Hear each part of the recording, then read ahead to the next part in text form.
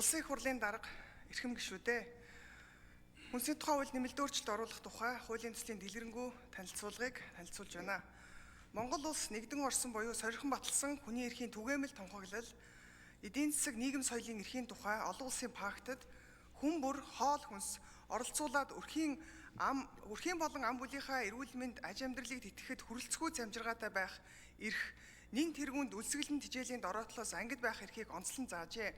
Монгол улсын үндэсний аюулгүй байдлын үзэл баримтлалын 3.4.2-1-т хүнсний хангамжийн баталгаад байдлыг хангаж физиологийн зохистой нормд нийцсэн хүнсний бүтээгдэхүүнээр хүн амыг жигд тогтвортой хүртээмжтэй хангах нөхцөлийг бүрдүүлнэ гэж Алсын хараа 2050 Монгол улсын урт хугацааны хөгжлийн бодлогын зорилт 2.5-д амьдралын хэрэгцээг хангасан эрүүл, ая тухтай, таатай орчныг бүрдүүлж баталгаад хүнсээр хангана гэж хүнсний хангамж аюулгүй байдлыг хангах талаар авах зарим арга хэмжээний тухай Монгол улсын их хурлын тогтоолыг хэрэгжүүлэх арга хэмжээний төлөвлөгөөний 1.1-3-т хүнсний тухай хууль нэмэлт өөрчлөлт оруулах тухай хуулийн төслийг боловсруулж улсын их хурлд өргөн мэдүүлэх гэж тус заасан нь уг хуулийн төслийг боловсруулах үндэслэл болно.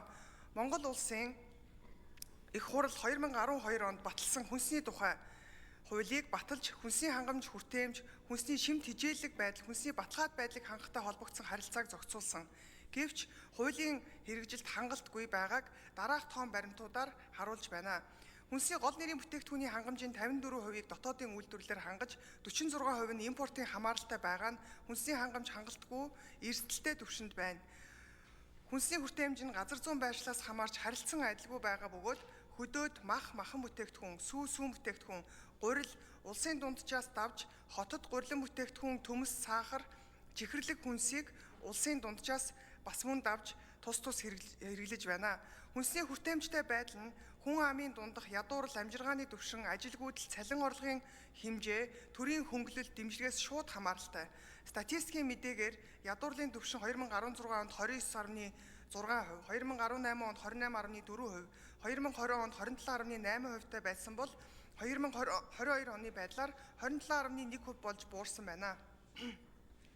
Хэдийгээр ядуурлын түвшин буурсан ч ядуурлд ойрхон байгаа хүмүүс альва сүрэг, хямрал, эдийн засаг, үн, уур амьсгал, эрүүл мэнд гэх мэт үүсгэд эргээд ядуурлд өртөх эрсдэлтэй эдгээр хүмүүсийн хувьд хүнс хүртэх боломж маш хангалтгүй байна.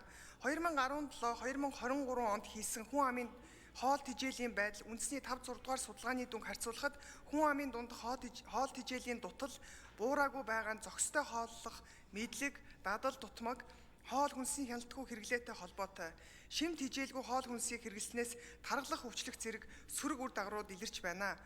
Хуулийн хэрэгжилт хангалтгүй байгаа нь хүнсний аюулгүй байдлыг хангах болон түүнд хяналт тавих тогтолцоо гажуудалд орсонтой холбоотой. Мөн дотоодын үйлдвэрлэл хүнсний шимт байдал, хүнсний зохистой хэрэглээтэй холбоотой харилцааг дутуу зохицуулсантай холбоотой байна. Иймд хууль тогтоомжийн хэрэгжилтийг үр дүнтэй зохистой болгох зорилгоор хүнсний тухай хуульд нэмэлт өөрчлөлт оруулах тухай хуулийн төслийг боловсруулж дараах харилцааг зохицуулахаар тусгасан. Үүнд олон улсын жишигт нийцүүлэн хүнсний аюулгүй байдлыг хангах тогтолцоо, түүнтэй холбогдох зохицуултыг ич бүрэн тусгана. Тухайлбал хүнсний аюулгүй байдлыг хангах бодлогын чиглэлийг тодорхойлж, тэдгээрийн боловсруулах үндэслэл болон тандан судалгаатай холбоотой зохицуултыг тусгана. Мөн хоол хүнснээс гаралтай халдварт бус өвчлөл бууруулах зорилгоор хүн, мал, амьтан, ургамал, байгаль орчны эрүүл аюулгүй байдлын харилцан шүтэлцээг хангах зарчмыг тусгалаа.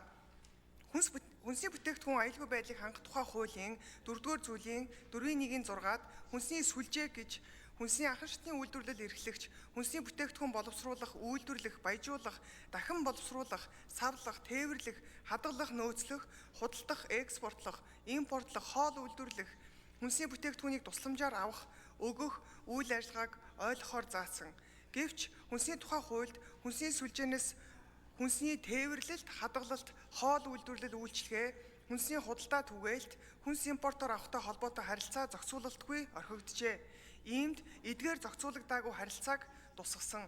Хуулийг нэг мөр ойлгож хэрэгжүүлэх шаардлагын үүднээс хэрэглэгчдэд төөрөгдөл үүсгэж байгаа хүнсний аюулгүй байдал, хүнсний бүтээгдэхүүний аюулгүй байдал гэсэн нэр томьёоны нэршлиг өөрчлөх, хүнсний аюулгүй байдлын онолын үзэл баримтлалд үндэслэн хүнсний баталгаад байдал, хүнсний эрүүл ахуй, хүнсний сүлжээ гэсэн нэр томьёог өөрчлөх, мөн зохицуулах үйлчилгээний хүнс гэсэн шинэ нэр томьёог нэмж тусгана.